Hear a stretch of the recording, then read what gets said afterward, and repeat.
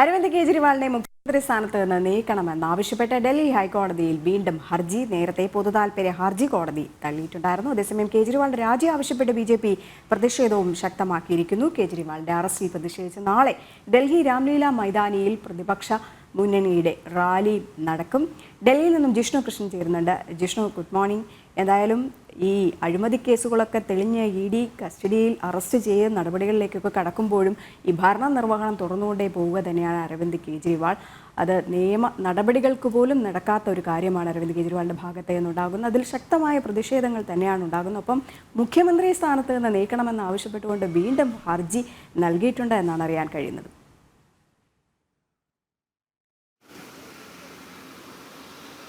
Rajani, good morning.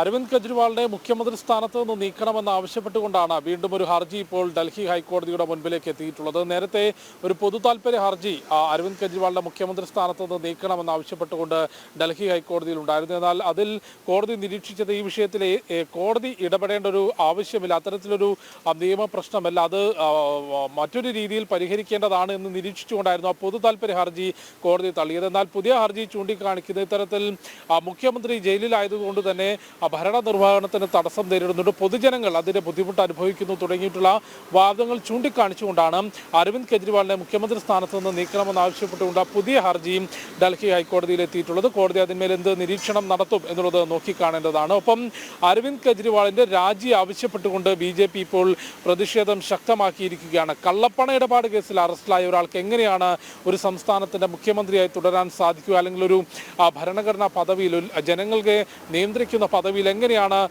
കള്ളപ്പണ ഇടപാട് കേസിൽ അറസ്റ്റിലായിട്ടുള്ള ഒരാൾ തുടരാൻ സാധിക്കുക എന്ന ചോദ്യമാണ് BJP നിരന്തരം ഉന്നയിക്കുന്നത്. കഴിഞ്ഞ ദിവസം നിയമസഭയിലേക്ക് BJP നടത്തിയ മാർച്ച് വലിയ രീതിയിൽ ബഹളമായിരുന്നു. അത് പോലീസ് പിന്നീട് ബലം പ്രയോഗിച്ചുകൊണ്ടായിരുന്നു BJP പ്രവർത്തകരെ അവിടെ നിന്ന് നീക്കം ചെയ്തിട്ടുള്ളത്. രാഷ്ട്രീയ മാന്യതയുണ്ടെങ്കിൽ അരവിന്ദ് കെജ്രിവാൾ രാജിവെച്ച് ഒഴിഞ്ഞു പോകണം എന്നുള്ളതാണ് BJP ചൂണ്ടിക്കാട്ടിയിട്ടുള്ളത്. കാരണം അന്വേഷണ ഏജൻസികൾ ഈ കേസിന്റെ മുഖ്യ സൂത്രധാരൻ, അഴിമതി നടത്തിയതിലെ മുഖ്യപ്രതി അരവിന്ദ് കെജ്രിവാൾ ആണ് എന്നുള്ളത് ഇതിനോടകം കോടതിയിൽ വ്യക്തമാക്കിയിട്ടുണ്ട്. അതോടൊപ്പം തന്നെ ആ ഒരു വാദത്തിന് മെറ്റീരിയൽ എവിഡൻസുകളുണ്ട്, വ്യക്തമായ തെളിവുകൾ, രേഖകളുണ്ട് എന്നുള്ള കാര്യം കൂടി അന്വേഷണ ഏജൻസികൾ കോടതിയിൽ ഹാജരാക്കുകയും ഇപ്പോൾ 2 തവണ അരവിന്ദ് കെജ്രിവാളിനെ ED കസ്റ്റഡിയിലേക്ക് കോടതി വിട്ടു നൽകുകയും ചെയ്തിട്ടുണ്ട്. അത്തരത്തിൽ കുറ്റാരോപിതനും ഒരു പരിധിവരെ കോടതി ആ കുറ്റം അംഗീകരിക്കുകയും ചെയ്ത ഒരാൾ എങ്ങനെയാണ് മുഖ്യമന്ത്രി സ്ഥാനത്ത് തുടരുന്നത് എന്നാണ് BJP പൊതുജനങ്ങൾക്ക് മുൻപിലേക്ക് ഉന്നയിക്കുന്ന ചോദ്യം. വലിയ രീതിയിൽ ലോക്സഭാ തെരഞ്ഞെടുപ്പ് പ്രചാരണത്തിലും BJP അത് വലിയ ചർച്ചാ വിഷയമാക്കുന്നുണ്ട്. കഴിഞ്ഞ തവണയെല്ലാം ലോക്സഭാ തെരഞ്ഞെടുപ്പ്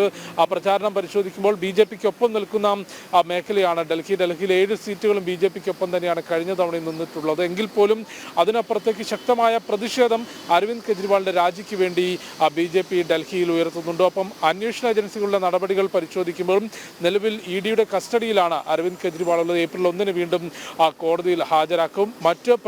എന്തായാലും അരവിന്ദ് കെജ്രിവാളിനെ മുഖ്യമന്ത്രി സ്ഥാനത്ത് നീക്കണമെന്നാവശ്യപ്പെട്ട് ഡൽഹി ഹൈക്കോടതിയിൽ വീണ്ടും ഹർജി നൽകിയിരിക്കുകയാണ്. വിശദാംശങ്ങളാണ് ജിഷ്ണു കൃഷ്ണൻ നൽകിക്കൊണ്ടിരുന്നത്.